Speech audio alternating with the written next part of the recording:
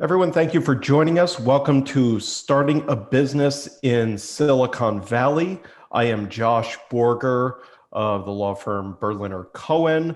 I'm pleased to be joined by my friends and colleagues, David Saltzman of Squire Patton Boggs, Roy Kaner, and Viva. I'm going to mispronounce your firm. Please help me. It's firmErdinast Ben Nathan Toledano. In Tel Aviv, EBN. EBN. Okay, to make it easier. And this seminar is just being recorded, is on starting a business in Silicon Valley. There are businesses all over the world, and there's obviously something very attractive about Silicon Valley. So they either want to start a business here or simply relocate here. And this is going to be the overview on how to do that. Obviously, there's going to be more in-depth questions that you'll want to hire an attorney for if you decide to take that route.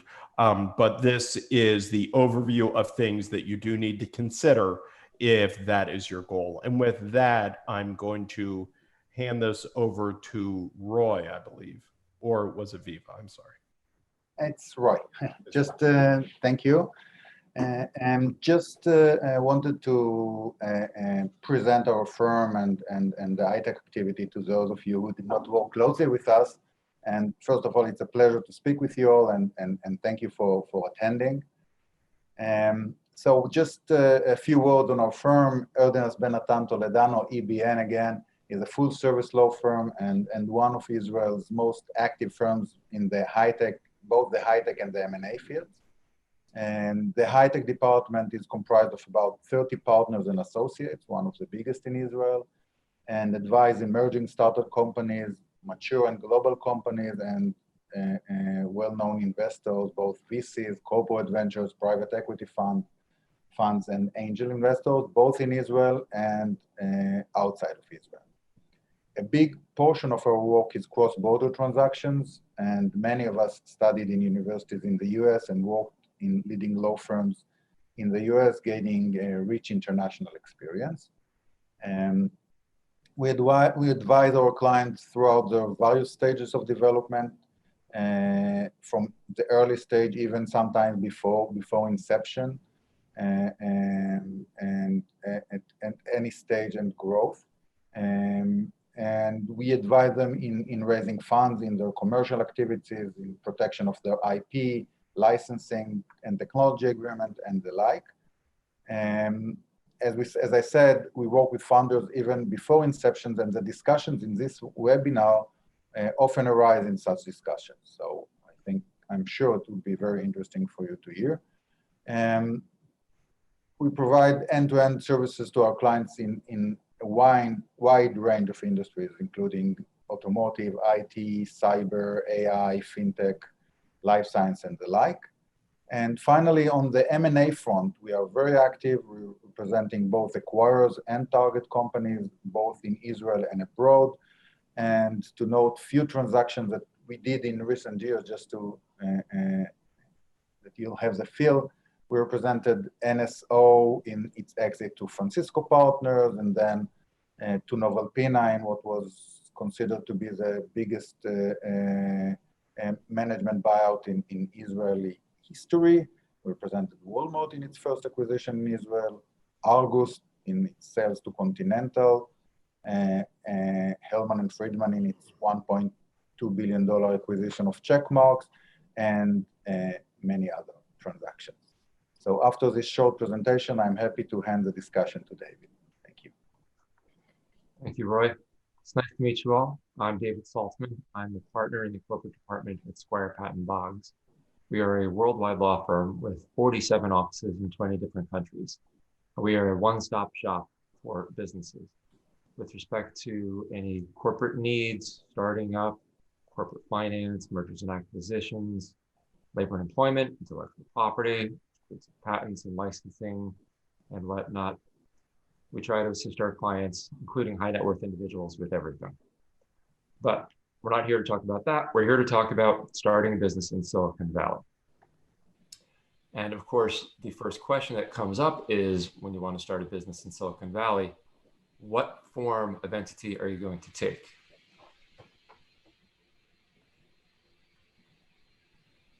That's the agenda. Okay, so the form of entity that we're going to take. In the US, we don't have the concept of a representative office. What we just have is a rather branch office, if that is the route to take. And a branch office is merely an extension of the company wherever it might otherwise be located. I mean, another company. So if there's an Israeli company that has a branch office in Silicon Valley, that makes this Israeli company itself subject to the California and US federal laws. We often advise the creation of an independent legal entity, such as the ones I'm about to describe. And the reason for this is it helps to isolate the parent company, if there's indeed a parent company, and also the founders from potential liability. The good thing about the corporations, LLCs, for example, is if they have debts and obligations, the parent company, the stockholders, are not on the hook for that. Corporation is probably the most commonly form used when starting a new business. That is formed with the filing with articles of incorporation, or in Delaware, a certificate of incorporation. Delaware often likes to use different terminology. Ownership is denominated in shares. The shareholders are referred to in Delaware parlance as stockholders. Virtually everywhere else in the US, shareholders, such as in California. It is the shareholders that elect the board of directors, which oversees the company, and the board of directors that appoints officers that run the company on a day-to-day basis. We'll talk a little bit more about that on the next slide. You may have heard of S corporations and C corporations and wondering what's the difference with that. What comes to mind generally when people think of corporations is a C corporation. They think of Apple, Cisco, Intel, something like that, big company. Those tend to be C corporations. You can have an S corporation, which is often popular as well, and it works in certain situations.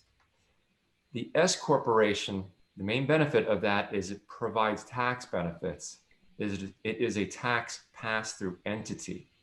So whereas a corporation is taxed on the income it makes, and then when it distributes dividends to its stockholders, the stockholders are taxed as well. So that is a double layer of taxation. An LLC, the idea of an LLC is to provide the benefits of the flexibility of a partnership with tax benefits of the pass-through aspect. A C corporation gets taxed, but an S corporation does not. So from a tax benefit perspective, an S corporation is better, but that only works in certain situations. The government, of course, does not like to give tax benefits without strings attached. So for an S corporation, you can have no more than 100 stockholders. They must be US citizens or residents in the United States. And there can be no more than one class of stock. In the United States and Silicon Valley, if you're looking for professional funding from venture capitalists that would get preferred stock, well, then you're talking two classes of stock. So you can't have two classes of stock and still be an S corporation. And the last major requirement for being an S corporation is that every stockholder must be an individual, a person like you or me.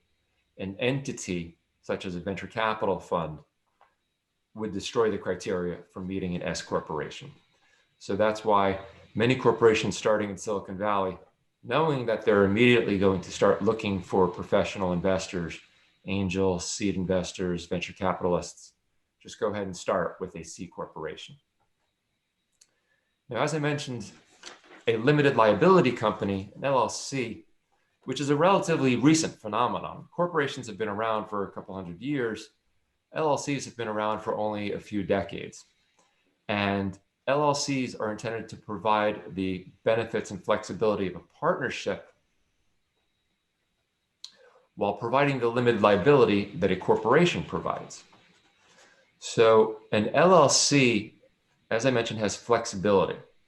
Each state has a law that applies as a default, but most of the provisions in that law provide that the operating agreement, or the LLC agreement as it's called in Delaware, can vary from the law. In other words, the laws typically provide that the LLCs are to be managed by the members.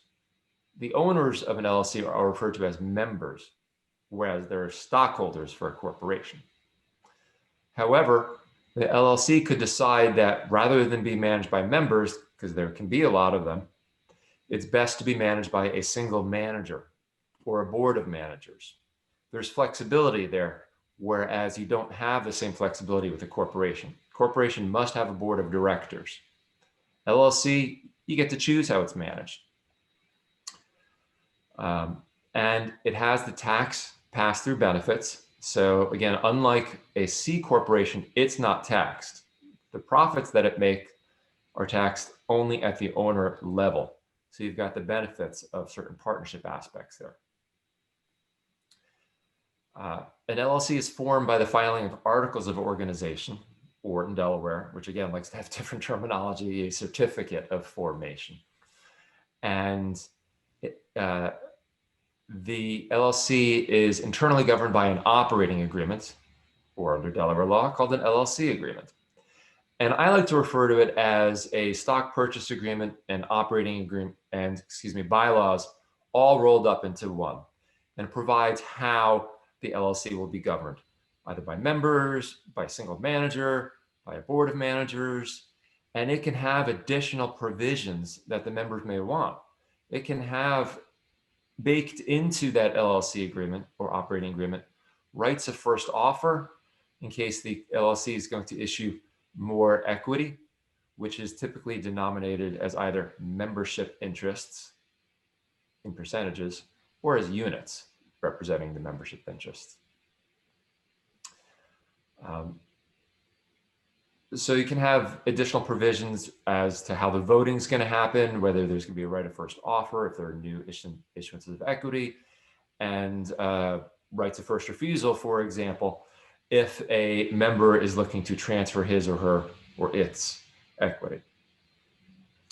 Now, it's actually because of the flexibility that it's actually a little bit more difficult to start up an LLC than it is a corporation, because a corporation has rigid requirements, whereas the LLC, as I mentioned, has the flexibility. So there's really no vanilla off-the-shelf form for an operating agreement that you may find for a certificate of incorporation for a corporation or bylaws for a corporation. But it's this flexibility that professional investors don't like. VCs, for example, don't want to invest in LLCs. They want to invest in corporations because of the rigid structure, the rigid governance that corporations have. The VCs know what they're getting into. With an LLC, there's a lot of flexibility and anything can happen. That's a turnoff. Another general turnoff is stock options. You've all heard of stock options being granted with corporations, and that's very easy. It's shares and subject to a stock option that the option holder can decide whether to exercise or not. If the option is exercised, shares are issued. The optionee is then treated same as any other stockholder of the corporation. With an LLC, it's more difficult. Lots of tax aspects. An option would be characterized as a profits interest, whereas a initial stockholder, if you will, would have a capital interest. The difference is best explained with an explanation. Assume that there is one member has a capital interest, and then a profits interest is granted to an employee to serve as a stock option equivalent, if you will. Well, the next day, assume the LLC dissolves. The member with the capital interest would share in all the assets of the company, whereas the member that holds only profits interest would only get to share in the profit of the company, the increase in value of the LLC since it received that profits interest. And a day later, if the value of the LLC is the same, there is no profit upon dissolution. In this instance, the profit holder gets nothing. Next, we've got general partnerships, which are rarely used anymore. A general partnership is basically when you have more than one person or entities getting together with a common business. You don't even have to file anything with the Secretary of State. You can automatically be a partnership, a general partnership, if you're acting together with a common goal. Now, there may be a few more details to it, but that's the general idea, that it's very easy to form a general partnership, whether you intend to or not. And every general partner is liable for the debts and obligations of the partnership itself. So you rarely see a general partnership anymore. You would more often see a limited partnership. Limited partnership has a general partner to run the partnership, and that general partner would actually have liability for the debts and obligations of the limited partnership. But the limited partners would not. Limited partners, think of as silent investors. They're not running the company. They may have some input on certain aspects with respect to an acquisition or conflicts of interest involving the general partnership. But for the most part, limited partners do not engage in management. They do not have any liability with respect to the debts and assets of that limited partnership. Now, because the general partner is on the hook, the general partner is often an entity, such as an LLC. Now, if you have the general partner being an LLC, the general partner, again, has unlimited liability with respect to the debts and obligations of the limited partnership. But with the general partner being an LLC, the actual owners of that LLC are insulated from that liability. A sole proprietorship is generally a general partnership of one person running a business. And that person has unlimited liability, personal liability with respect to the debts and obligations of that sole proprietorship. So it's generally advisable to form a corporation or LLC. One consideration among many is where to incorporate or where to form the entity.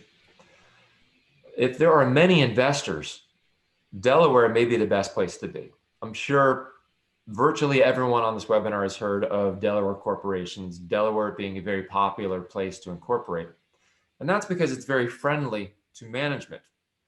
It doesn't need to go to the stockholders for approval for many activities that the company would take, such as adopting a stock option plan. The stockholders everywhere would need to do that. To amend and restate articles of incorporation, generally stockholders need to approve that as well as the board, but there are instances where it's not necessary. Now, California has very friendly, very stockholder-friendly provisions. So it's actually a little bit more difficult for management to run the company without having to seek the input of the stockholders. So if you're going to have a lot of investors and do business in a lot of different locations, a Delaware corporation incorporating in Delaware is probably the best way to go, regardless of where you're located. Now, on the other hand, say you're located in Silicon Valley, there's only going to be a small handful of investors, maybe they're all located here as well, and the business is mostly going to be done here as well.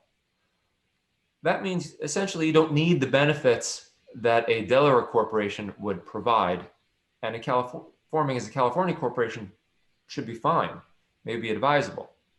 Because as a Delaware corporation, when you want to do business in California or elsewhere, you would need to qualify as a foreign corporation.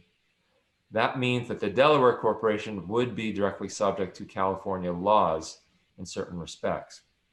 California corporation is only going to be subject to the California laws, and it would only be sued here because of the nexus here, and a few other instances that can be described later. But basically, when you form in Delaware, which again may be best for management, but if you're going to do business elsewhere, you need to qualify to do business as a foreign corporation in that other location, and therefore subject yourself to that other state's laws, including with respect to being sued there.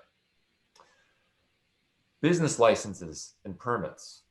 No matter where you are in the United States generally, you may need a business license or permit where you are located. Certain cities, counties may require a permit, others may not. So it's necessary to check where you're doing business, whether that location requires a permit.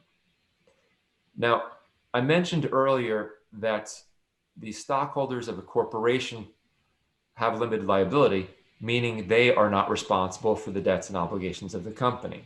Their risk is really only up to the amount that they invested. Same goes for the LLC, same goes for limited partners in a limited partnership. But there are some limited exceptions where they can be held responsible for the debts and obligations of the company. And that could be if the company is treated as the alter ego of the equity holders. For example, look at it this way. Say the stockholders have the same bank account in which the funds of the corporation are being used. So you're commingling funds. It's essentially the same as the stockholders using that bank account, which includes funds of the corporation, as the stockholders on piggy bank. That's not respecting the corporate separateness of the entity. And if you don't respect the corporate separateness, if you treat it as an alter ego, then a plaintiff can pierce the corporate veil. And that's the general term, piercing the corporate veil, to actually pursue and recover from the stockholders or the members. Another aspect of not respecting the corporate separateness would be, for example, the board of directors and stockholders not having their meetings and not keeping minutes. Basically just letting the company go and just running the company as if it were yourself as an alter ego. In that situation, a plaintiff can pierce the corporate veil, go after the equity holders, and pursue them to recover for the debts and obligations of the company itself. So you always have to be careful about that. Next slide, please. The next slide, we'll talk about boards of directors and equivalent governing bodies of other entities. So as I mentioned, a corporation is overseen by a board of directors. The board of directors directs the company from a high-level overview. It determines who to sell stock to and in what amounts, what business lines the corporation will have, where the corporation will do business. So it oversees the big ticket items. The things that are material to the corporation are overseen by the board of directors. With an LLC, the manager would be the equivalent of a board of directors. Again, you can have one manager or you can have a board of managers. Alternatively, with an LLC, it can be managed by the members, as I mentioned. Default statutory law says the LLC is governed by the members, like a full democracy. Because that can be difficult to solicit everyone's consent to every vote, it is customary to have a single manager or a board of managers. And again, they oversee the broad direction of the company itself. The corporation must have officers, must have a CEO or president, a treasurer or chief financial officer, or a secretary. Many states require that there are people in these roles, but they don't actually even need to have that terminology. But of course, because it's customary to use that, and everyone understands what a chief executive officer is, that is the title that's often used, that or president or secretary or whatnot. An LLC does not need to have officers. Sometimes it will if they provide for it in the operating agreement. Again, it's part of the flexibility that an LLC provides. Now, directors, managers, and officers have fiduciary duties to the corporation and its equity owners. Josh, you want to take that away? Because there are a lot of officers and directors that often violate those duties, which leads to litigation, which is obviously never a good thing. It's true. This is one of the most litigious areas of the law. And here is a general overview. There are any number of sub-duties, but it really falls into two. There's the duty of care and the duty of loyalty. Both directors and officers have these to the company. Directors, it's in the code in California. It's not explicitly in the code for officers, but we have decided that it applies anyway because it just wouldn't make sense if it didn't. Let's start with the duty of care. Corporate directors are liable to the corporation if they fail to act with adequate care. It's translated to you have to use ordinary prudence. Even if your intentions are good, if you do not act reasonably, if you do not use a reasonable inquiry into what you're doing to help the company, then you will be liable for failing to use due care. So in other words, what it doesn't allow directors and officers to do is turn a blind eye to what's going on in the company. The question is going to be, what would a reasonable inquiry be under the same circumstance? If you see something, if you notice something in your company, you have to look into that.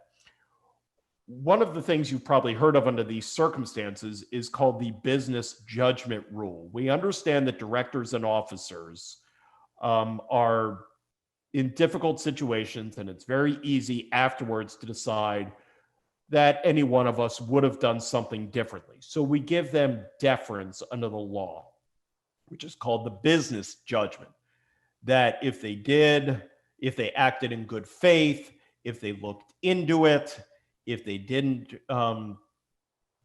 in essence, breach the duty of loyalty, which we'll get to in a second, then we're going to give them deference and say you made a business decision. And you're not going to you can get sued, but you're going to end up winning that one. The bigger issue is in larger companies now, the management of the day-to-day is not done by the board. And so it became tricky for how we were going to do that. How do you have oversight when you're delegating? And we have a delegate balance there. You are allowed to delegate to committees. You are obviously allowed to delegate the board the various duties to officers who serve at the pleasure of the board. But under the law, it's reasonable to delegate, but the ultimate decision falls to the board. So what that really translates to in litigation is that they can delegate the day-to-day operations to someone, because the board doesn't do the day-to-day, but the overall is still meaning the board cannot delegate and turn a blind eye after that to what is happening. Let's go back to the duty of loyalty. This is probably a much bigger avenue that is brought up in litigation. The directors and officers owe a duty to perform in the best interests of the company. And this is where you read about people taking advantage of their own company, getting a deal that for themselves that is better than the deal that they got for the shareholders. That is taking advantage of the company, and then you breach the duty of loyalty. If you can have, under certain circumstances, a transaction with your own company, that in and unto itself is not unlawful, but it has to be done in the right way. And without getting to every detail, it has to fully be disclosed. You as the interested director or officer are not going to be allowed to vote on it. You're going to want to make sure everything is done appropriately, because it can be done but that is often how people get in trouble. It has to be what is called an arm's length transaction. If it's viewed as something insider, if you did it with someone else on the board, if you got a better deal than someone else, if somehow you got a better deal than the stockholders, these are when you read about golden parachutes, that will violate the duty of loyalty. The business judgment rule has nothing to do with the duty of loyalty. The business judgment rule, and this is a common mistake, has to do with whether you used reasonable care. If you breach the duty of loyalty, the business judgment rule is not going to help you at all. Josh, may I jump in for a second also to talk about corporate opportunity doctrine? Of course. So when a business opportunity that's a corporation, for example, can take advantage of, and it's presented to an officer or director, that officer or director must present it to the company to take advantage of it. If the officer or director wants to take personal advantage of it, that's understandable, but because of the duty of loyalty, must present it to the corporation first, so the corporation can take advantage of it. Now, this can put venture capitalists in a bind because venture capitalists have people on the boards of their portfolio companies, and you often have a single person that is on many boards. So and of course, they're always looking to invest in other companies. So if a corporate opportunity is presented to them, there could be some conflicting obligations. Maybe they don't want to present it to this company. They do want to present it to that company. Maybe they want to take advantage of it and form a new company with that. So the certificate of incorporation or articles of incorporation often include a provision that provides expressly that corporate opportunity doctrine only applies with respect to opportunities presented to directors and officers, but particularly the directors in their capacity as a director of that corporation. So if a venture capitalist, for example, comes across an opportunity receiving hundreds of proposals every day, well, if they're receiving it in that capacity as a potential investor, not as a director of the corporation, then that person, that venture capitalist, does not need to present that opportunity to the corporation. They are not bound by the duty of loyalty in that respect because it is modified to a certain extent in that certificate of incorporation, in the articles of incorporation. And frankly, this is one of the reasons I actually don't like these kits that you can get online for $50, $75, $100, whatever, because these kits, which provide articles of incorporation and some other corporate forms, they're for the lowest common denominator, and they don't protect everyone. They're not particularized to the situation, the investors, the business, the location, anything like that. So that was just one thing I wanted to point out with respect to the corporate opportunity doctrine insofar as it affects the duty of loyalty. Sorry to interrupt, Josh. That's okay. That was an important note. One of the things that makes California very different, and I've had litigation on, and practically different from every other state, is that in addition to directors and officers, controlling shareholders owe fiduciary duties to their fellow shareholders. This is an old California Supreme Court decision, Jones versus Amundsen from 1969, and that is still a good decision. So if the controlling shareholder does something that is not necessarily in the best interest of the company, and is the purpose and the effect is to benefit them as controlling shareholders and hurt the minority shareholders, the minority can sue the majority shareholders for breach of fiduciary duty to them. Again, that is a powerful provision and very different from most states. So that is an important one to keep in mind. As far as indemnification, which does come up, directors and officers get sued. If they are successful in the merits, in staving off the litigation, then they have a duty, the corporation has a duty to indemnify them. If they are not successful, the company can indemnify them, but does not have an affirmative duty to indemnify them. Let's go back to what you can and cannot limit. Various officers and directors have gotten caught where they've tried to put in the bylaws or the articles of incorporation limitations on their liability as far as the duty of loyalty and the duty of care. You cannot limit the duty of loyalty. That is what you owe to the company. It is what you owe to the shareholders. You can't do it by contract. You can't do it by articles of incorporation or bylaws. You can, under certain circumstances, limit the duty of care. You can limit it to the extent that the breach doesn't involve intentional or reckless bad faith conduct or self-dealing, which goes somewhat into the duty of loyalty, but that is as far as you can go. I think we are ready for the next slide.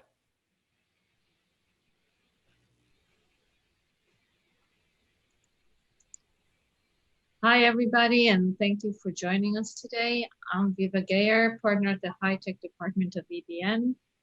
So as Roy mentioned, we at EBN, we represent many startup companies and technology companies. And we have seen over the years that many of our clients have an eye for the US at one point or another in their life cycle. I will try to present in this webinar the consideration of Israeli founders and Israeli companies when they're thinking of starting a business in the US, mainly through forming a US entity by the Israeli founders, or at a later stage, forming a subsidiary of the Israeli parent company. As David mentioned, there are a few forms to incorporate or establish a business in the US. Usually what we see is that the Israeli companies form a US corporation in Delaware. When we sit down with the founders before they incorporate the companies and the group structure, one of the first questions that they ask us usually is, what should be the group structure? Where should we form the company? Should it be a US company, an Israeli company? What's the relationship between these two companies? So there are two main corporate structures that are usually used. The first one is a US parent company with the fully owned subsidiary, where the Israeli company, as the subsidiary, is essentially the R&D section. The other option is to form an Israeli parent company with a fully owned subsidiary, just flip it around. In these cases, the main operations are done from Israel, and the US subsidiary serves as the marketing, sales, customer service arm for potential customers in the US. So when you try to decide which structure is right for you, I think I'll present here a few considerations that should be taken into account. First is where the founders are located geographically. If the founders are located in Israel, the natural path would be to go with the second option. The founders usually intend to operate the company from Israel, so they would establish the headquarters in Israel, hire Israeli employees and consultants, and start the business from here with partners, Israeli partners. And as you well know, there are many, many, many obstacles when you start a venture. So it's just simply easier to do what you're familiar with. So you stick with Israel. By the way, it's also a little bit cheaper to operate from Israel an Israeli business compared to operate from Israel a US one. Now, if one of the founders is already located in the US, usually this founder is in the role of CEO or biz dev and is focused on the US market. So in these cases, we see many ventures that take the path of forming a US parent company, since it is clear for them that the company is focused on the US market from the first day. Other consideration is tax. From a tax perspective, before the recent reform of the US tax law in 2017, there was a clear advantage in forming an Israeli company, and beneath that, the US sub. From the founder's perspective, the US company that is managed and controlled by the founders from Israel is anyway going to be deemed by the tax authority as an Israeli company, and therefore would be subject to tax in Israel. So there was no, and also the founders will taxed for any income they have around the world, doesn't matter where they end, also income that is outside of Israel. So there was really no advantage in forming a parent US company.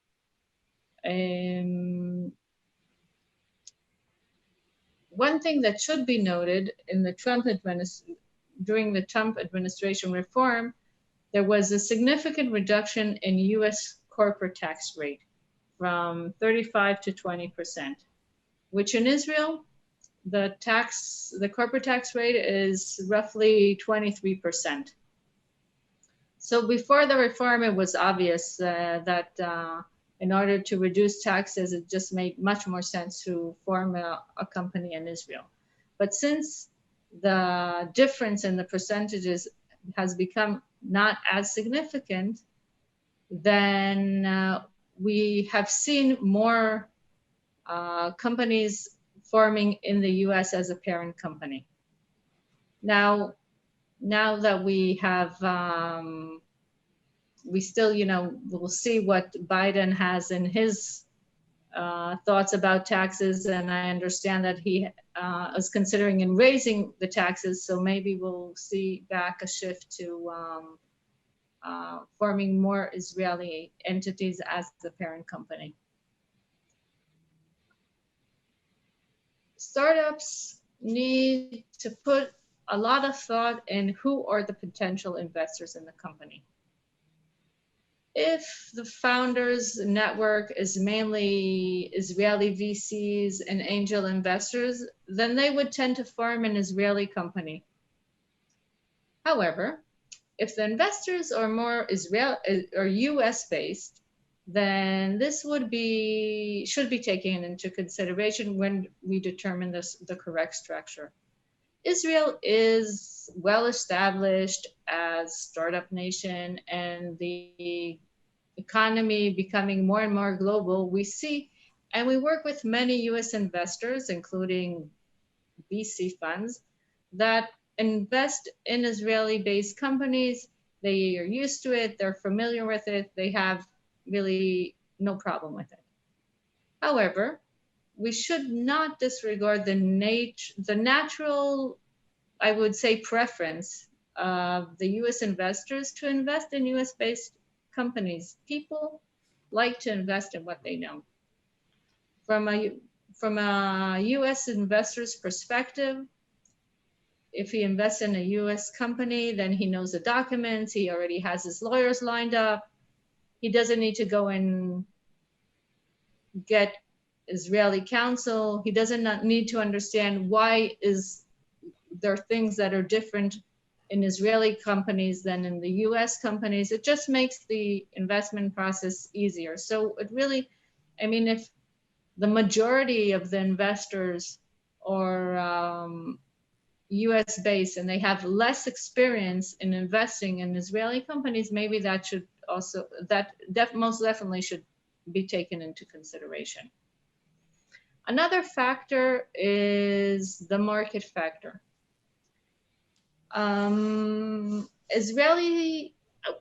When you form a company and you're at the first stages, so you don't always know in which territories your potential customers are located. In some cases, the US market could be one of several, along with Europe, Asia, Emirates, and others. So in these cases, our recommendation would usually be to stay local. And when time comes, form a subsidiary in the relevant jurisdiction, as David mentioned before. In other cases, when the vision is very clear and the founders and the company are focused on the US market, this could be a significant consideration as to why to form a US parent and not an Israeli parent company. But also in those cases, I mean, that's the market factor is just one factor in many. So we many times see that Israelis decide to incorporate a an Israeli parent company and then form the US subsidiary when the time comes to when they're starting to do the marketing. It is also worth noting, I mean, for Israelis, it's easier to operate in Israel. If you want to work fast and get the product out in the market as quick as possible, so it's just because you know how things work in Israel, so you can easily find design partners and potential small customers that will agree to serve as your beta site or test site with the intention to develop the product quickly, get to the market quickly, and then when you're ready, you go out to the big world, to the US, and then you would form a US subsidiary. So in those cases, what we would usually see is like from the commercial agreements at first stages will be between the Israeli parent company and those design partners or small customers. And then later on, you would form a US entity, and the sales and marketing would be from the US, and the commercial agreements will be between the customer and the US entity. Because we have noted and we have seen many times that customers prefer to deal with US entities. And everybody knows you need to go with what the customer says. One of the factors in success is to be close to your market, to understand its needs and culture. We always see when the US is the main market and everything is run from Israel, it's much, much more difficult. So in many cases, at one point, the sales team moves to the US and you form a US entity. It hires the sales force, and then usually one of the founders, which is in charge on the marketing and sales, relocates to the US to manage the team in the US. And also, since he's a founder and he knows the business very well, so it's like a bridge between the US entity and the Israeli entity. If the venture is structured as an Israeli parent company with a US sub, so many times throughout the life cycle of the startup company, at one point, there's usually a decision for one of the founders, as I mentioned before, to relocate to the US, to be closer to the business. And when that is done, many times we see the entire headquarters move to the US if that is really the focus and the main focus of the business. It just makes more sense. No matter what structure is put in place, it is very important to document the relationship between the two entities and to put in place intercompany agreements. If the US parent and the Israeli submodel is chosen, then the Israeli sub is usually the R&D center, which provides services to the US company. The financial arrangement is based on cost plus model. That's one type of agreements. And if the Israeli parent, the structure that we choose is the Israeli company is a parent and the US company is the sub. So the sub essentially is the marketing arm of the parties, and then the parties would sign a distribution agreement according to which the US sub serves as a distributor of the products of the Israeli company.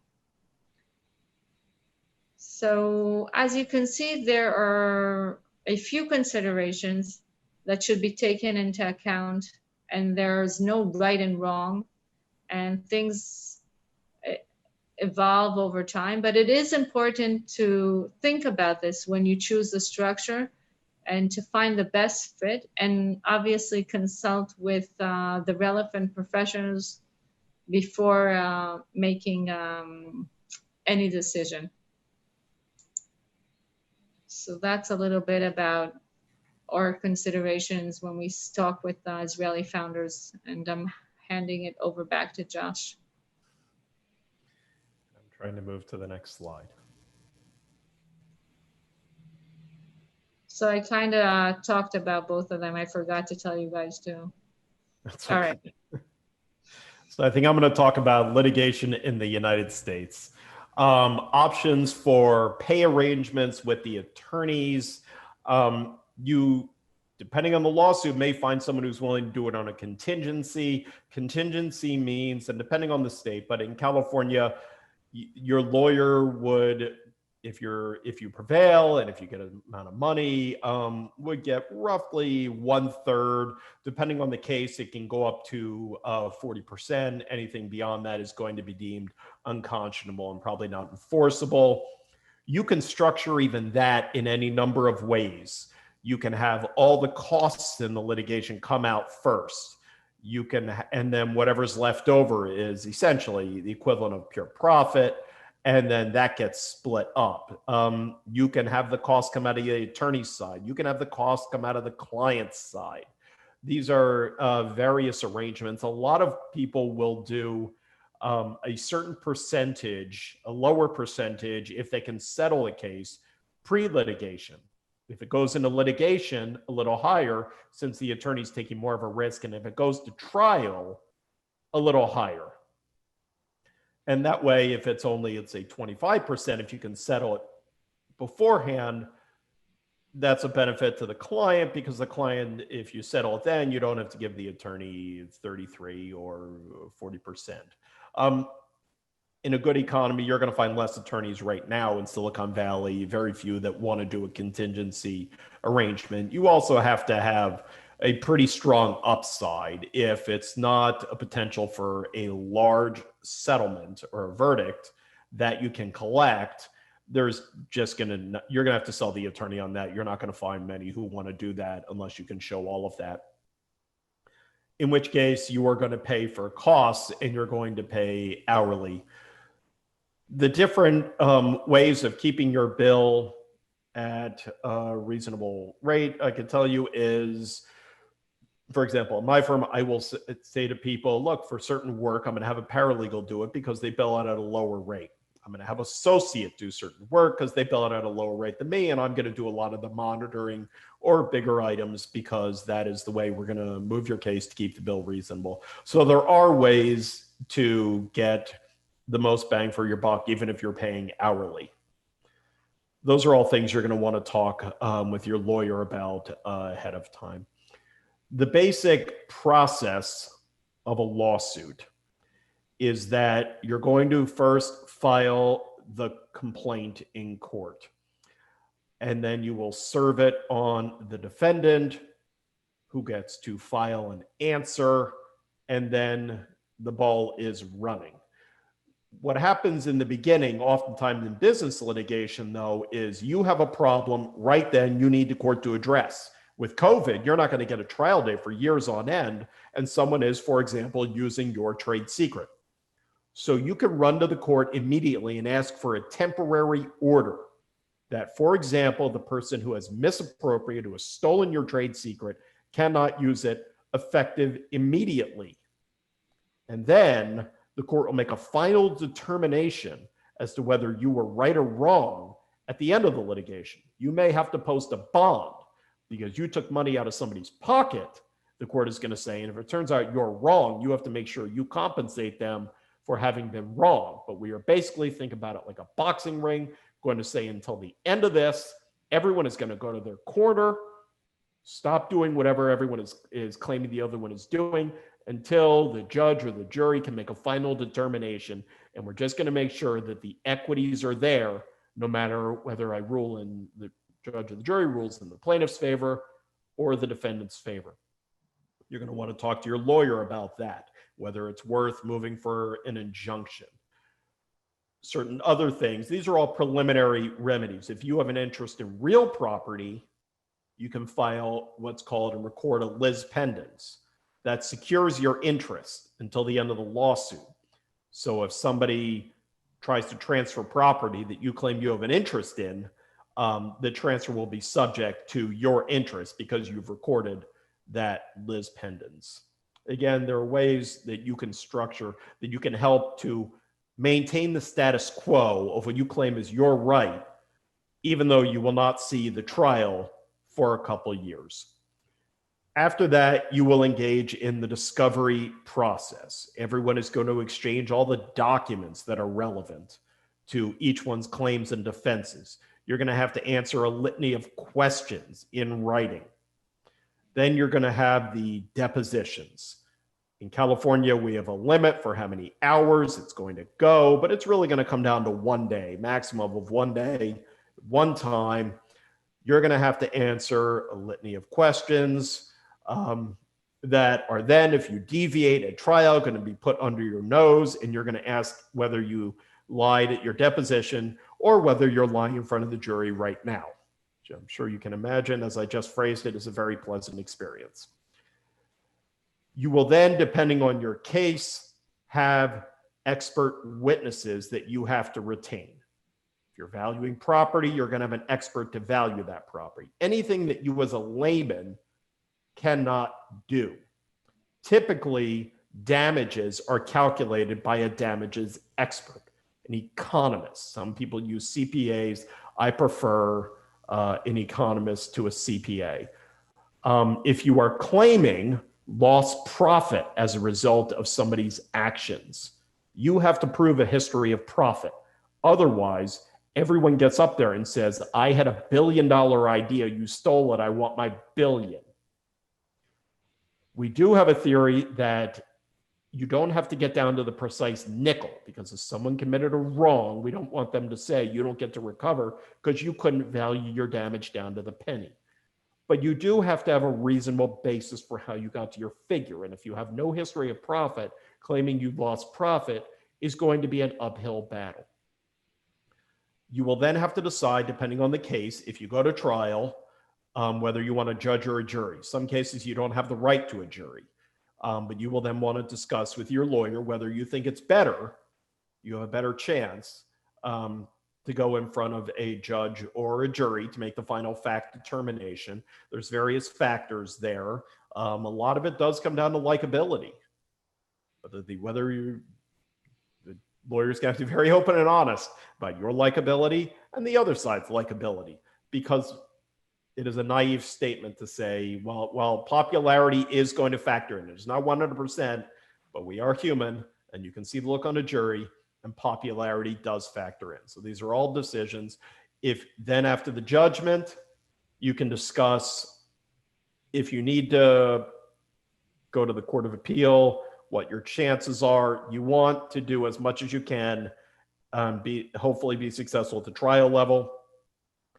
The chances in a lot of instances of having the Court of Appeal reverse or do something different, depending on what you're asking them to do, can be very, very difficult. If it's a factual determination, you have a very little chance. If it's an issue of law that you claim the trial court made a mistake on, you may have a better chance, but all of these cost money. So let's talk about that. Recovering attorney's fees. That's the question everyone asks. When I get hired, what are the chances I'm going to recover you? Right. California and for the most part the United States is the complete opposite of England. We've determined that unless there is a statute that specifically says the prevailing party gets to recover their attorney's fees, or a contract that says the prevailing party gets to recover their attorney's fees, then you don't get to do it. There's some other exceptions which probably won't come up in anything anyone here is doing. If you have a provision that says only one side gets to recover if they prevail, in California, that automatically becomes a dual provision, both sides. There's no such thing as a one side. If it says one side, it will be read as both sides.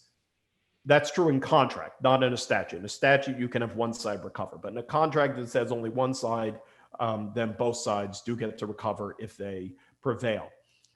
You want to put in there including costs, including expert fees, if that's what you want. You may have reasonable attorney's fees. It may say reasonable, in which case the judge will have to determine what your attorney charged you is reasonable, given the case, or it may say all attorney's fees and not have that limitation in there. These are all things you want to discuss. If you think there's a good chance in drafting the contract that you are going to end up in litigation, you're going to take aggressive stances, and you may not prevail because you are that type of person. You may not want to put this provision in. I've counseled people against putting it in because of the stances they like to take. If generally you think you will prevail based on the enforcement and it's the other side's gamble, then you will want to include that type of provision in your contract in California. Insurance coverage. Most cases settle, and most people go belly up because of paying your lawyer. If you're going to settle, it's going to come out of the insurance. Roy's smiling at me. That's a true statement in California. Everyone comes to my office and says, I want justice. I give them 1 to 2 bills. Then they don't want justice. Then they want this to go away. I'm telling you, you will get tired of paying your lawyer. If it's the insurance, the other side is insurance, that's a benefit because it's a business decision for the other side. And you are being paid by insurance. You can make what's called a policy limits demand, which puts the other side in a little bit of a bind, the insurance company, because they have an obligation to settle within policy limits if they can. So if you demanded and you gave them that opportunity and they didn't, they may get into trouble and get sued by their insured later. So you'll always want to make that claim. Issue a letter that says, I'm demanding the policy limits to settle this case. You may not even know what they are, but you will send a letter demanding it. Pre-litigation, you don't have the right to know what those policy limits are, but you'll still see the letters flying to give them the opportunity to settle. If you are the company, you want to make sure you insure to your highest liability is what it's called. If the most you think in your best estimate is that you could be hit for $1 million, then including what you pay in attorney's fees, then you want to insure up to that and probably a little more. Things you want to ask your broker. You want to make sure that when you have your policy, that it includes both paying the settlement and the judgment as well as the lawyer. You also want to ask if the money that you have to pay the lawyer, the insurance company, comes out of, decreases the amount that's left to pay the judgment or the settlement. Some do. They're diminishing is what they're called. So you need to know that because in those cases, you'll want to settle very early because the money that's being paid. You want to see if you can have the right to pick your lawyer, or if you have an insurance lawyer where they pick the lawyer for you. These are all things you want to discuss. You want to put all your negotiations with your broker, your insurance broker, in writing, because if they don't get you what you specifically said you needed, and you find out the hard way when you tender later, you would have a claim against your broker for malpractice. And so whatever you are having to pay out of pocket as a result of their negligence, you're going to tender their carrier and say, you need to pick up the difference. All of this, what you want through your broker, has to be in writing, because if you don't get it, you're going to then go after the broker. The different types of insurance. Commercial general liability is the big one. It's going to cover property damage. It could cover, you want to make sure with all the different stuff that you have liability for advertising, false advertising, those would cover personal injuries, but because those are very old policies, and today is a very different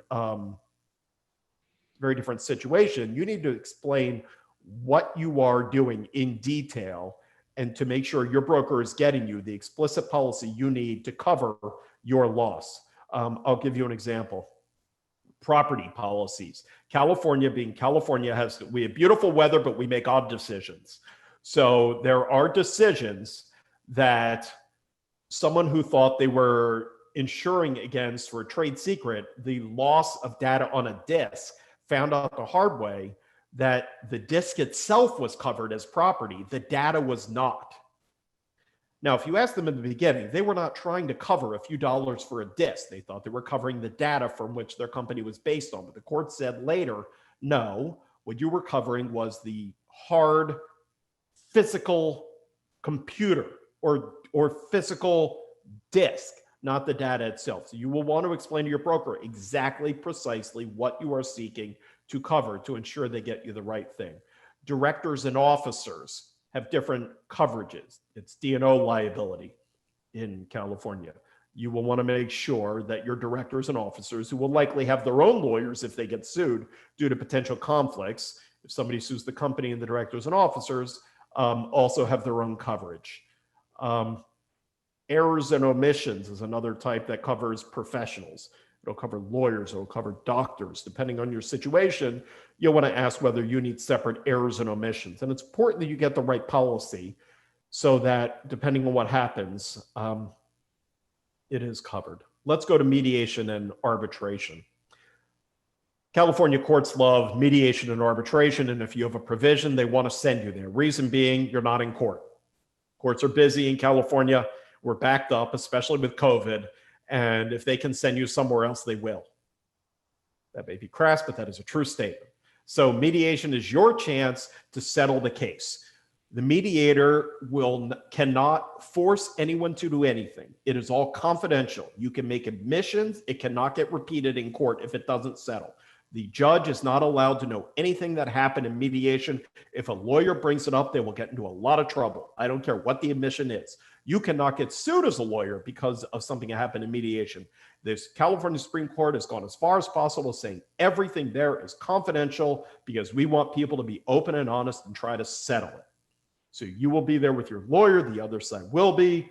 You will be as open and honest as your lawyer wants you to be about the pros and cons of your case with the mediator. The mediator will shuffle back and forth and try to come up with a number that is palatable for everyone. And the thing is, everyone, if you settle, will wake up in the middle of the night and think, geez, I could have gotten a little better offer.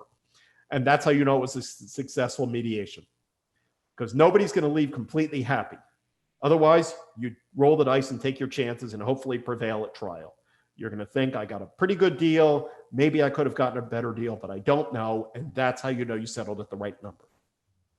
You are taking out paying your lawyer going forward, and you're taking out the gamble that you'd lose at trial. Lawyers in California are prohibited from telling you you will win or you will lose. We cannot guarantee anything because juries go sideways. There are volumes that have written on what is going on in the jury room. Nobody knows. Juries go sideways on you, and that is their right.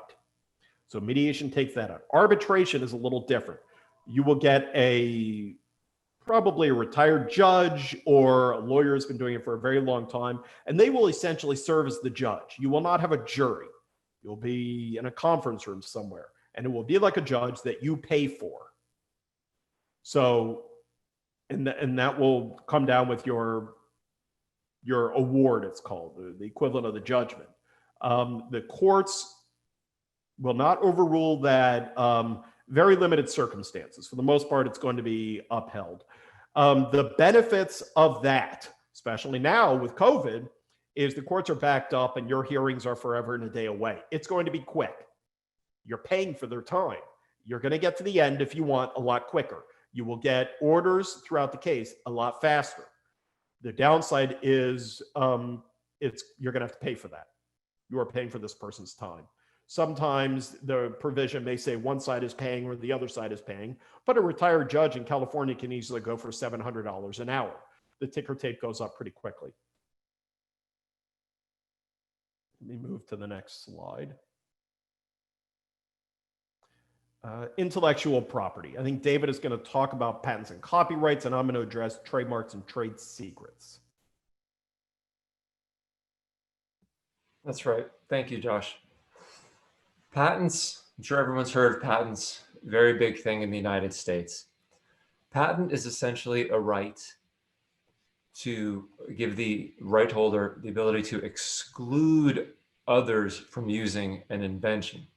So if you create something, you can monetize it and prevent anyone else from trying to do the same thing.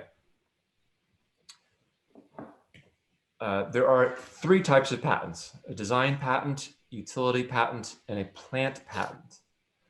Now, this is a little bit of an oversimplification, but a design patent is about how a patent looks, about how an invention looks. Utility is about how an invention is used and how it works. And a plant patent covers plant breeding, the interbreeding of different parts of plants in order to get a hardier plant, if you will. Now, when there is a patent being applied for, the application must state who the inventor is. Companies are run by individuals. Inventions are created by individuals. So the individual's name, rather than the company, is going to be noted as the inventor. However, that's why employees, particularly in Silicon Valley, on their first day, as soon as they start working, they sign a proprietary rights and inventions assignment agreement that confirms anything that they create, any IP they create in the course and scope of their employment or using the company's resources, something that has to do with the company's business, is assigned to the company. So it is the company that will own that patent.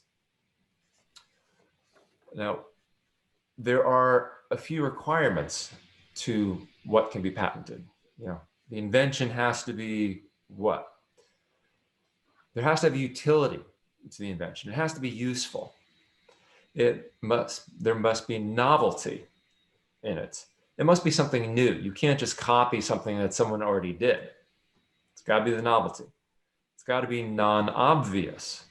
In other words, it can't be something that anyone could think of and do on their own. You can't patent that and stop people from doing something that anyone, could think of and do on their own. It's just too simple. And then there has to be adequate disclosure. The disclosure is going to be set forth in the patent application, which would be filed with the US Patent Trademark Office. And there must be claim definiteness, definitiveness. It must be very clear what exactly you are claiming. In that patent application, the various elements of what you are claiming is called a claim. That's the parts that you want to patent. A colleague of mine told me that, well, actually, let me explain one more thing first.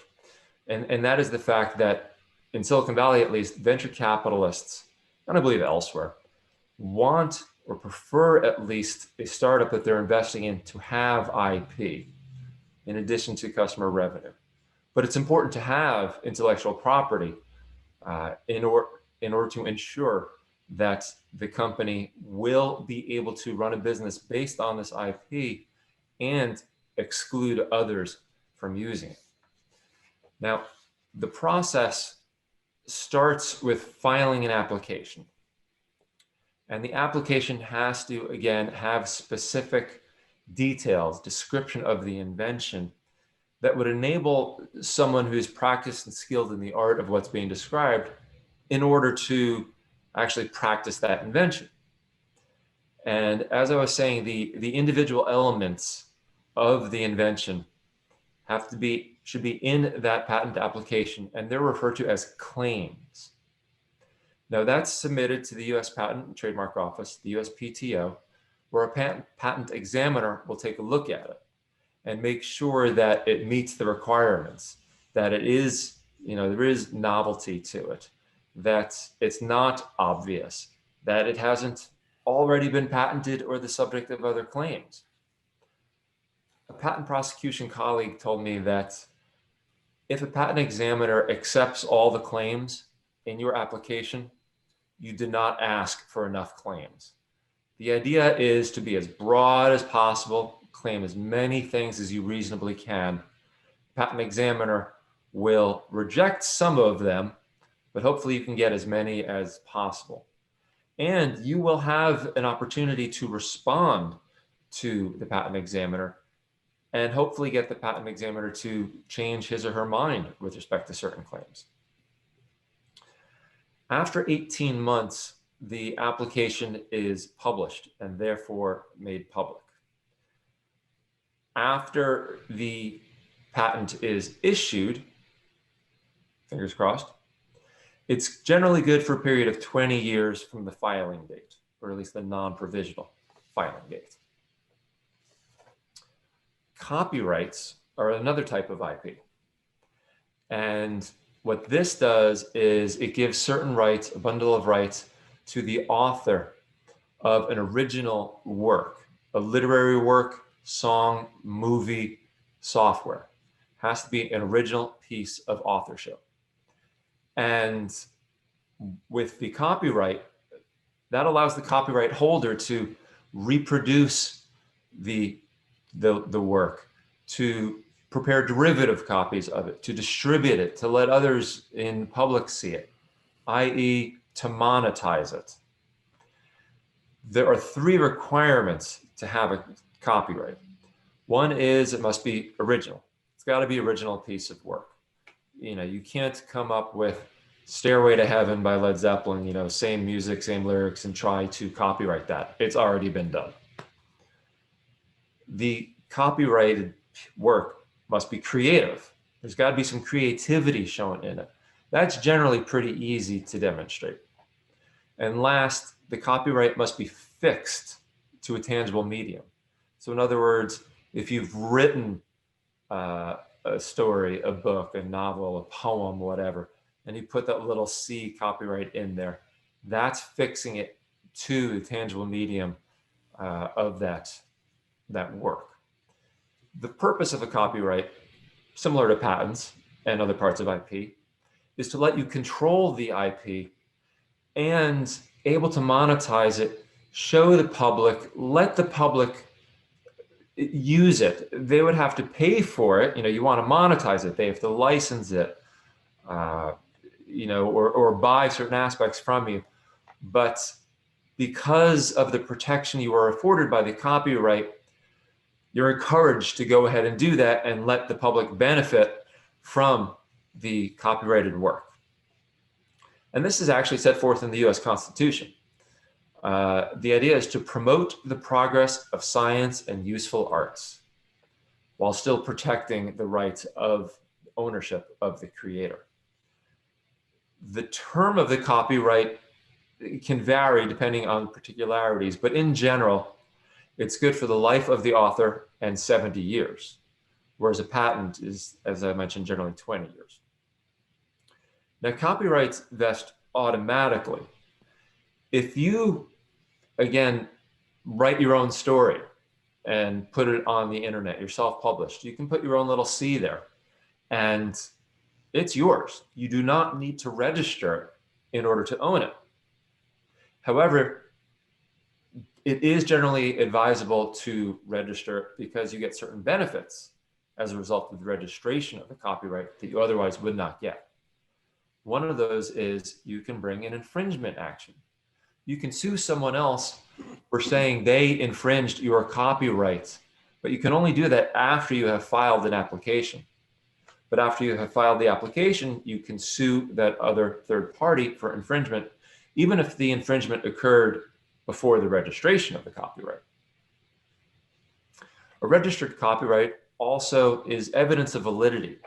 It shows that you own that copyright, that it qualifies as a copyright, and that you own it.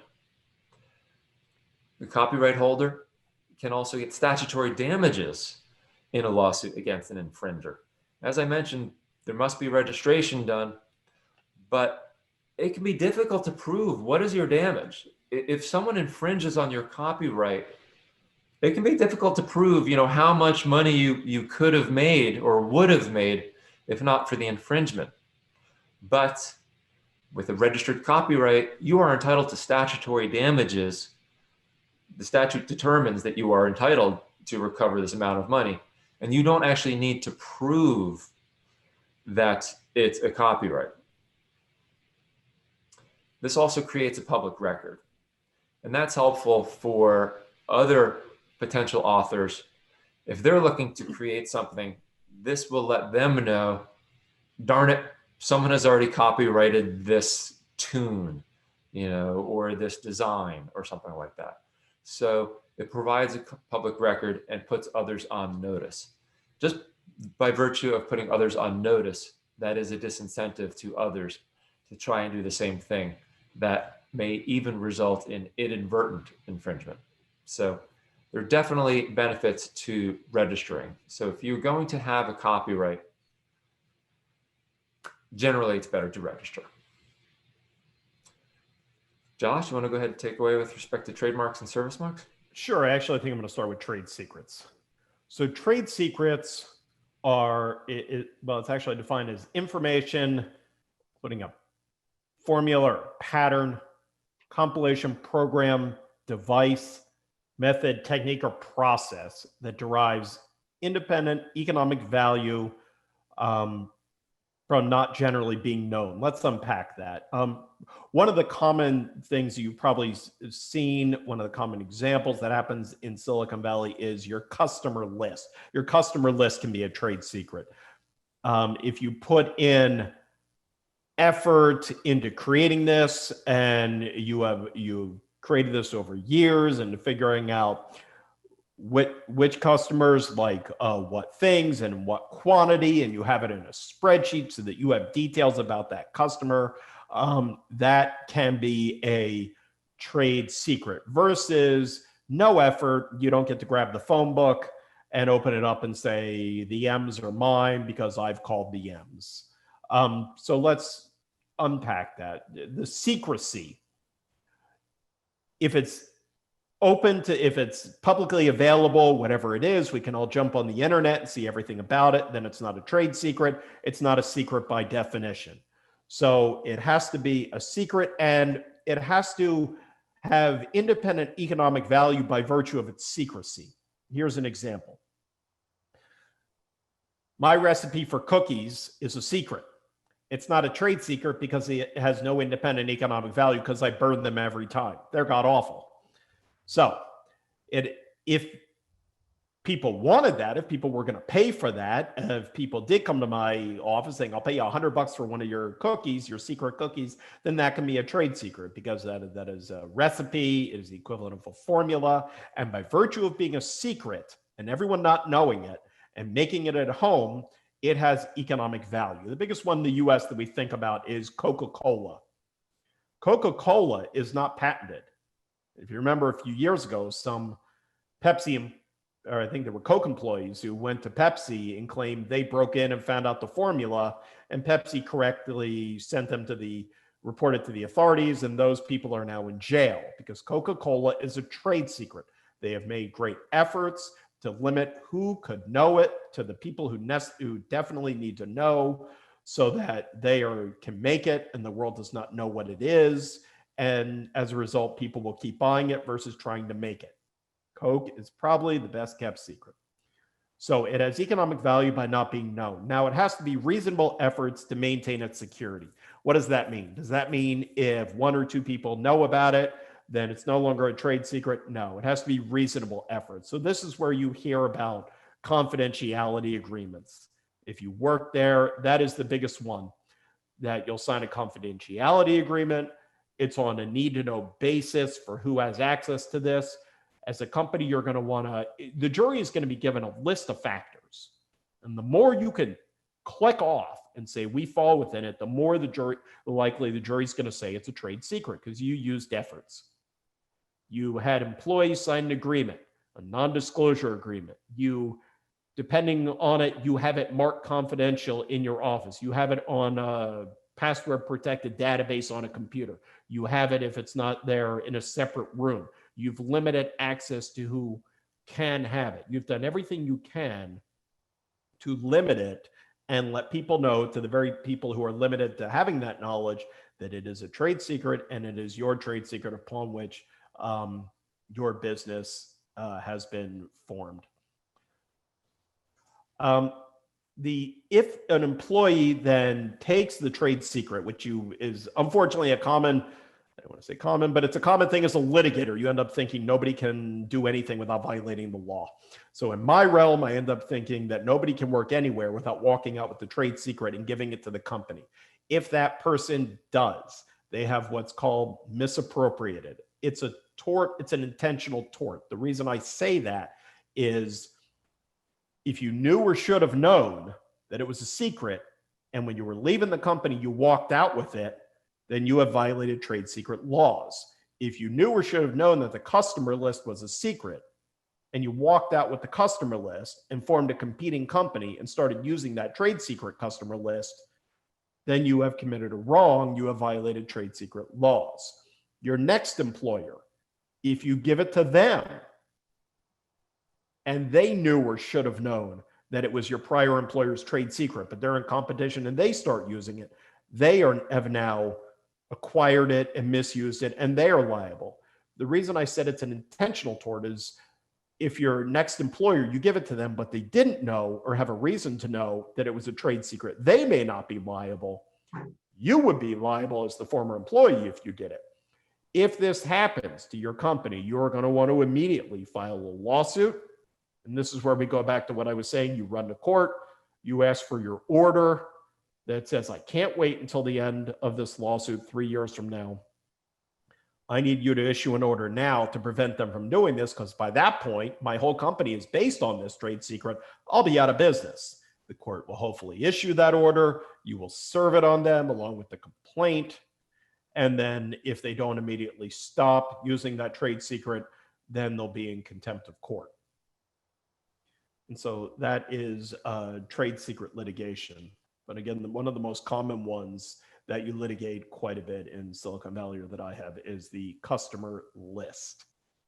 The difference being, again, the more effort you put in, the more likely it's going to be determined to be a trade secret. The less effort, I just opened the phone book, not so much. You didn't put in the effort, and everyone can do that.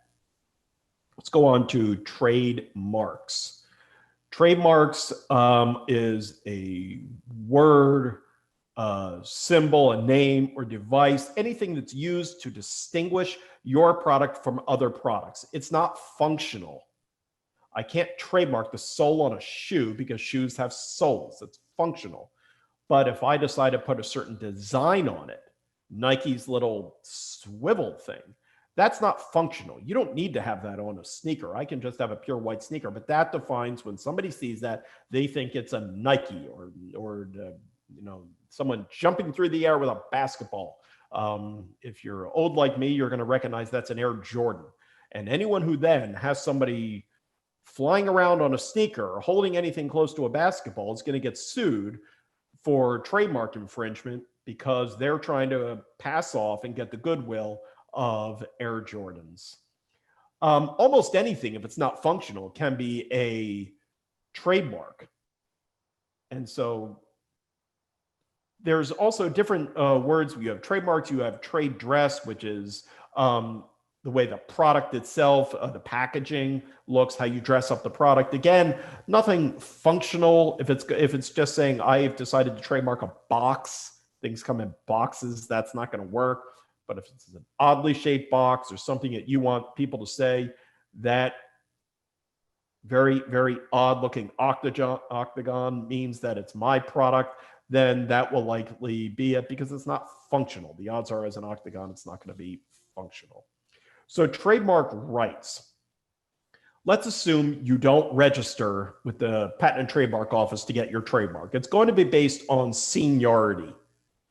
So I have been doing something with my trademark. I never registered it, but everyone knows in this area. Let's pretend there was no such thing as McDonald's, but the Golden Arches, I've been doing in Northern California, and people know in that geographic region, the Golden Arches means that it's my burgers. I will have, even though I haven't registered it, the trademark and the right to use it in that area. It's called a common law right. Now, if someone had been doing that before me in Northern Cal, it's first in time to use it. They would have that right and be able to prevent me from using those Golden Arches because they were first in time. If someone comes later, I will be able to stop them. This is all assuming nobody files. And for some reason, it's true that people don't. And so you are then limited to the geography in which you operate, as well as reasonable expansion. Anytime I say the word reasonable, you should be thinking attorney's fees to try to figure out what that means. That's right. Reasonable expansion is going to be certainly a disputed term. Now, if somebody files, if you file and you are awarded your trademark, then it's nationwide in the US. And so you have something, you didn't register, someone then registers, and it's after you. Their use is undisputably after you, but they now have that throughout the nation registration, and they come after you. You are going to want to challenge, hopefully if you didn't see it when they were registering it, whether or not that's a valid registration. And you can do that because what you found out is they now have this, and you were actually first in time. So when they sue you, you're going to want to challenge their registration, claiming that you actually have the right to operate because despite their registration, you were actually first in time. And so you're going to get to that fight. So if you have it, my bottom line is I would encourage you to register your trademark because you don't want to have to keep going under that. The protection of intellectual property is really twofold when it comes down to trade secrets and trademarks. Trademarks, as I just said, register it. Otherwise, you're going to get into an expensive legal battle. And trade secrets, you don't register them. Go through everything you possibly can to maintain its secrecy. And if somebody, as far as trade secrets, then misappropriates it, you have to jump on it. You have to send that letter. You have to sue them, because if you let them have a pass, that is going to be used against you, that you knew people were out there using your trade secret and you didn't care, so it wasn't a secret anymore. So unfortunately, if you put yourself in that position, you have to act. If you see people are out there using your trade secrets, or by virtue of turning a blind eye, you may find next time around, you don't have a secret anymore per the court. David, do you have anything else to add on IP? No, I would just simply remark that with respect to your comments on the trademarks, better to register copyrights just like the trademarks in order to go after someone. So let's go on to the next slide.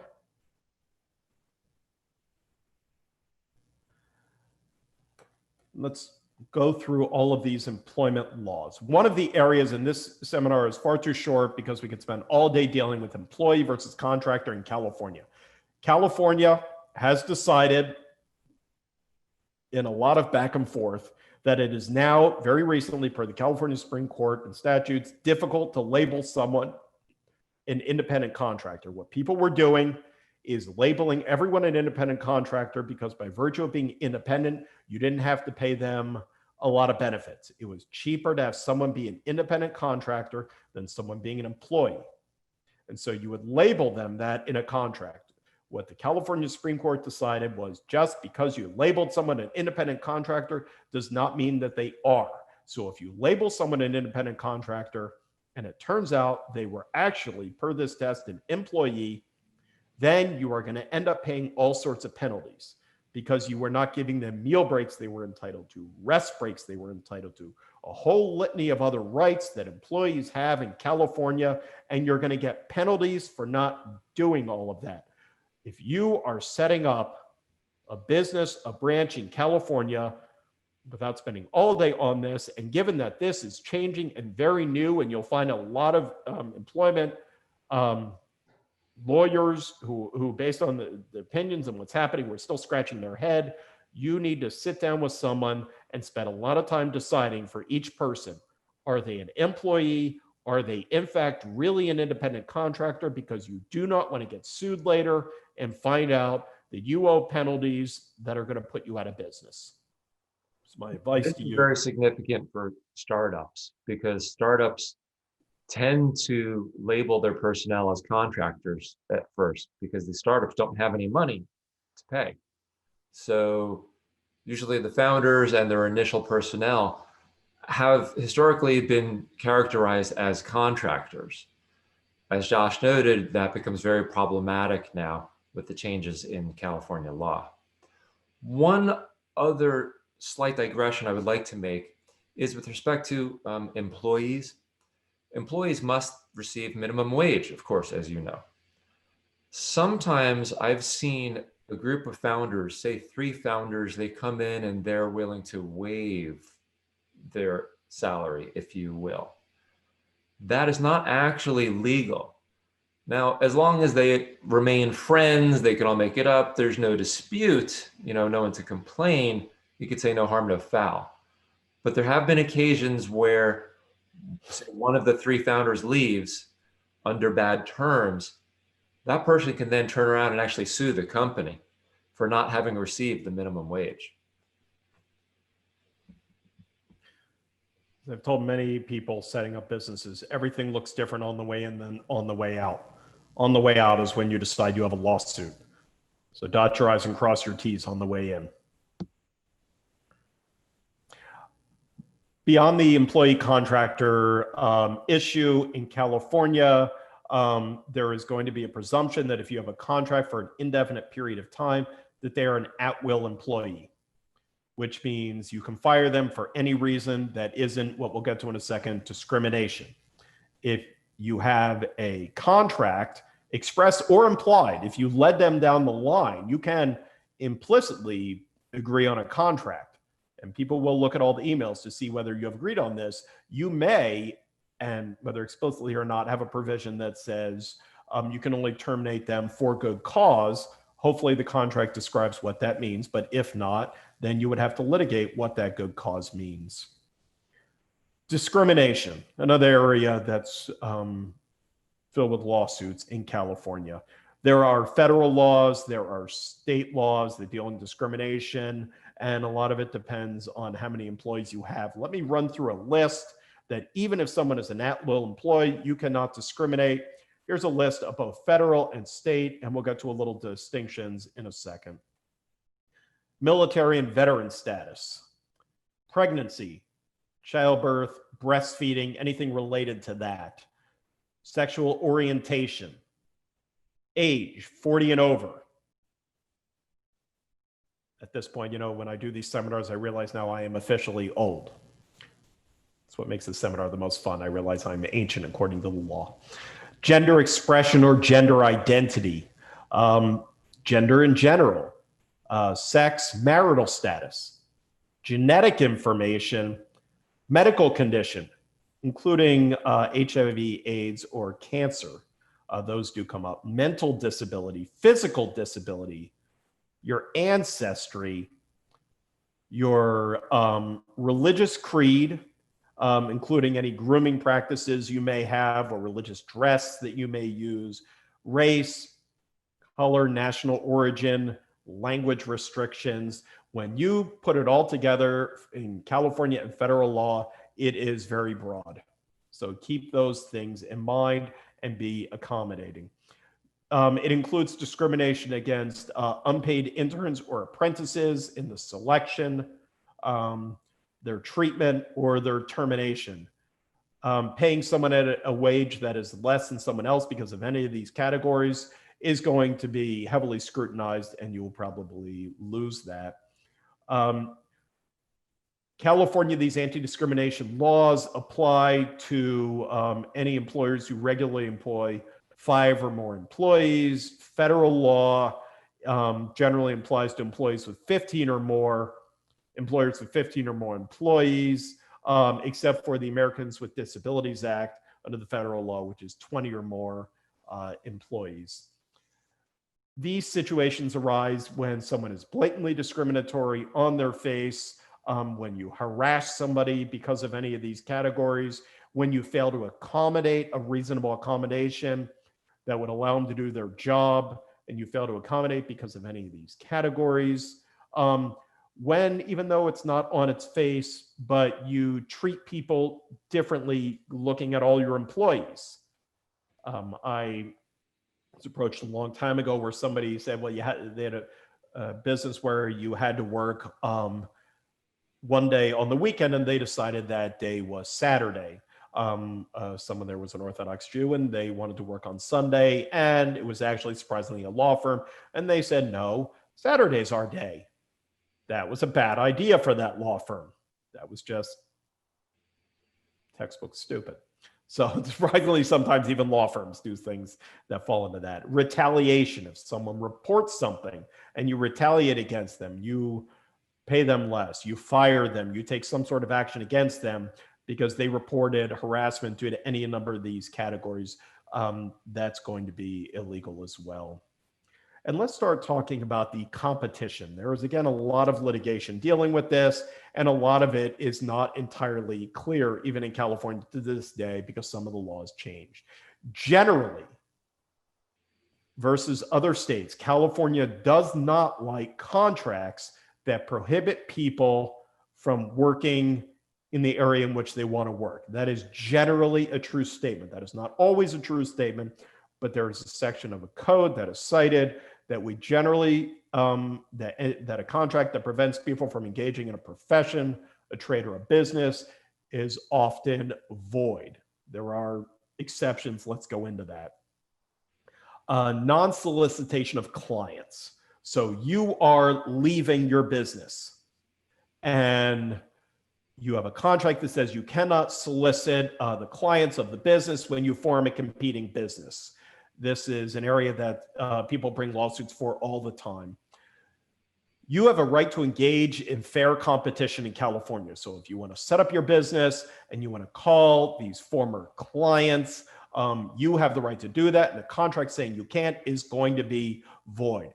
However, if that customer list is a trade secret, then you cannot do it because you will be breaching trade secret laws. That is the exception to that rule.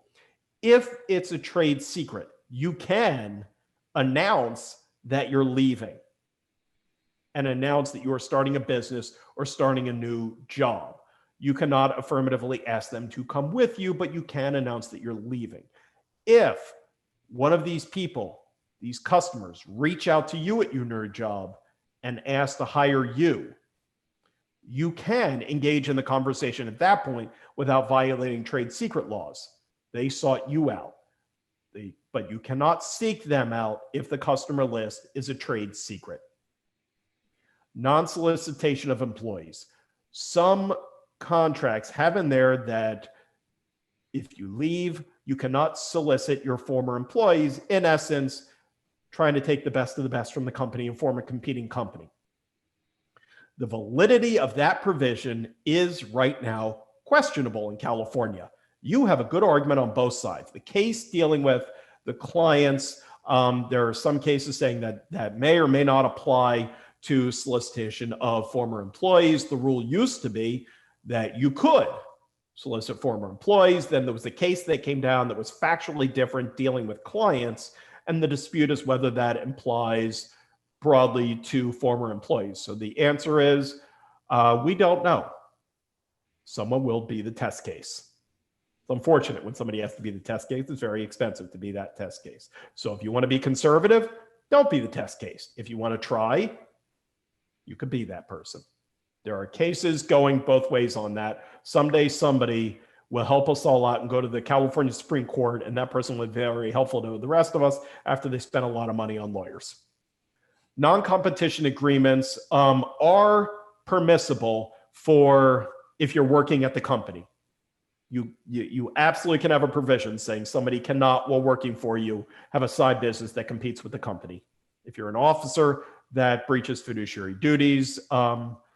So that is completely permissible. Some non-disclosure agreements, while we allow them, are written so broadly that the real intention is to prevent somebody from competing, not to prevent disclosure of a trade secret, but essentially preventing someone from forming a competing business, whether it's a trade secret or not. Be careful how you draft your non-disclosure agreement, because if it goes broader than what is permitted into preventing somebody from lawfully having a competing business, you may find that provision is taken out. But even worse, in some instances, the courts may not just carve out the unlawful provision. They may declare the entire provision, the entire agreement, is invalid. You could do yourself more harm than good in that instance. And I'm looking, and we actually did pretty well on time. I think we might have gotten to the end at quarter of, which, if anyone wants to clap, would be appropriate. Should we take questions from anyone?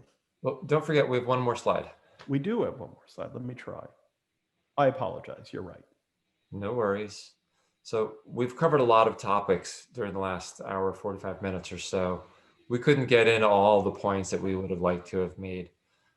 We might not even have made them as clear as we would like, but do feel free to reach out to us at any time. Our contact information is going to be on the last page, but there were a few other things that we wanted to point out, some other considerations beyond the scope and timing of this webinar. And one of them is tax. So we talked about how C corporations are taxed in their own, at their own level. For S corporations, they're not. It's the owners that are taxed, similar with the LLC, similar with a limited partnership. And that's why VCs, venture capitalists, are limited partnerships. The sponsors there are the general partners, and the silent investors, if you will, the investors that put in money, are the limited partners. But a lot of transactions in the United States really could use some tax planning first.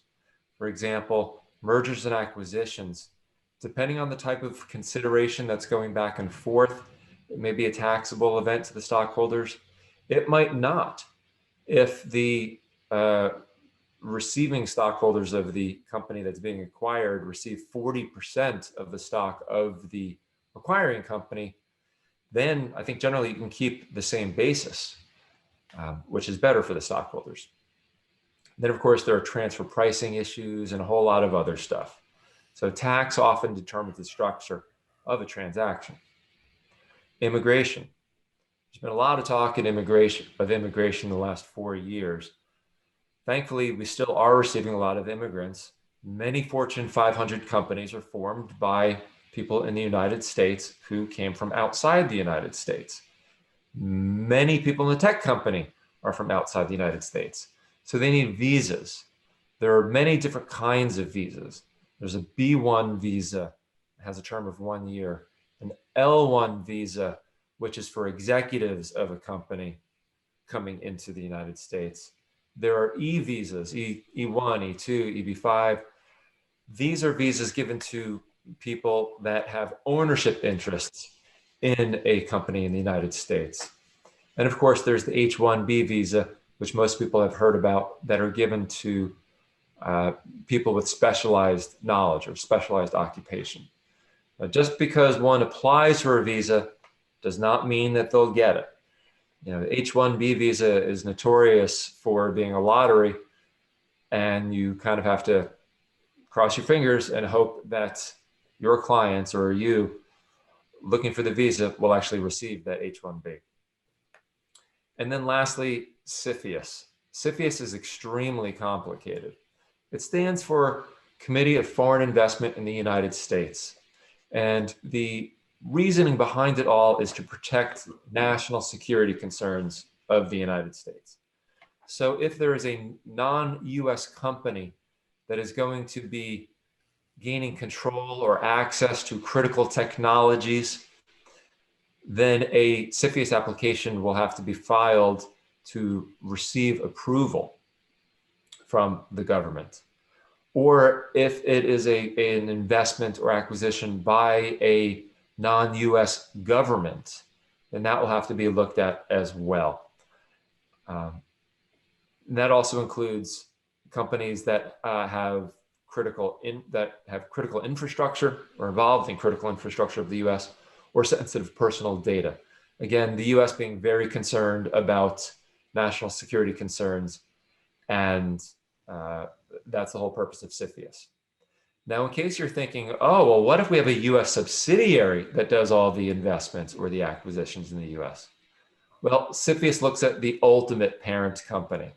So if you have a US subsidiary that is based in Israel, for example, then the CFIUS application would have to refer to the Israeli company as the ultimate parent entity that is indirectly getting the access or control to the critical technology.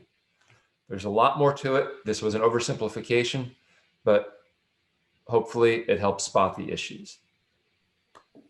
Back to you, Josh. I think we've reached the end. Here's the contact information for all of us.